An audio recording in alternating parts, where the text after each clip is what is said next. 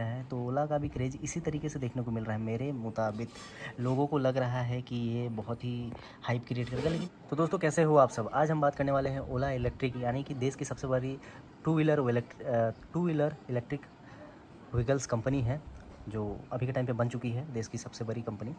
तो two wheeler में यही सेक्टर है जो बवाल मचा रही है। अभी के टाइम पे रिव्यू अच्छे मिल रहे हैं फ़िलहाल के टाइम तक तो। लेकिन आगे अगर बताया जाए कि आप अगर क्या एंट्री ले सकते हैं, इसके आईपीओ में एंट्री मार सकते हैं अगर रिटेलर है, तो ये देखिए आगे सभी चीज़ों में डिस्कस थोड़े बहुत कवर करने की कोशिश करेंगे।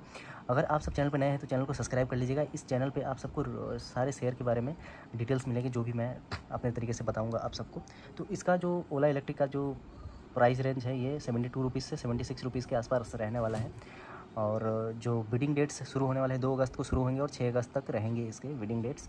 और इशू साइज़ जो यहाँ पे पब्लिक के सामने जो साइज़ रखा गया है इनका 6145.56 करोड़ के आसपास का जो साइज़ है, ये पब्लिक के सामने रखा गया है। तो ये आप 2 अगस्त से यहाँ पे अप्लाई कर सकते हैं अगर करना हो तो। इससे पहले हम लोग जानेंगे कि मनी कंट्रोल में अगर इनके जो सीईओ हैं, इन्होंने कहा है कि हमारे लिए बाज़ार के लिए भी बहुत उत्साहजनक मौका है। मार्केट से हमारे लिए बहुत अच्छी फीलिंग्स आ रही है। ये इनके जो सीएमडी है इनके जो भाविश अग्रवाल है, मैनेजिंग डायरेक्टर हैं, इनका कहना ये है। ठीक है, मैनेजिंग डायरेक्टर तो भाई अब कंपनी के हैं, तो कंपनी की तारीफ़ तो अपने मुँह से करेंगे ही ये लोग।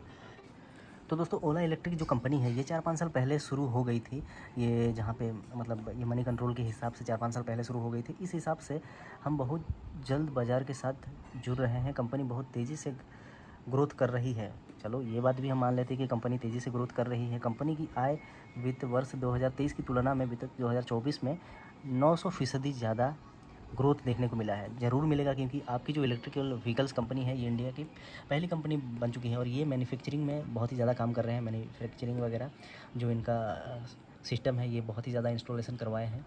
तो जहाँ तक अभी तक तो फ़िलहाल ठीक है, कोई इशू नहीं है और ये बहुत ही ज़्यादा दे भी पा रहे हैं, ये भी यहाँ तक तो ठीक है। लेकिन किन बातों का आप सबको रखना है ध्यान, ये आप सबको जानना ज़रूरी है।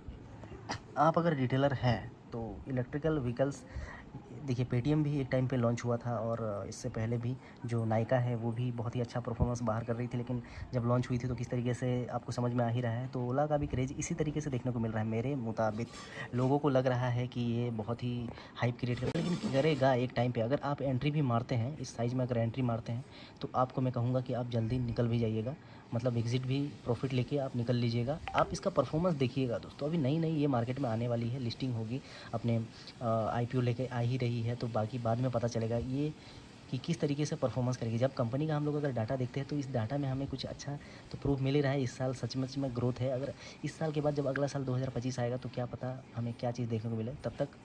तो अगर आप सब इस कंपनी में निवेश करना चाहते हैं तो इट्स ओन रिस्क पे आप अगर करते भी हैं तो जैसे ही आईपीओ वगैरह लॉन्च हो, आपको अगर मन है करने का तो ये अपने रिस्क पे कर लीजिए। लेकिन प्रॉफिट अगर मिल रहा हो तो प्रॉफिट लेके निकल लीजिए। मेरा कहने का मतलब ये है।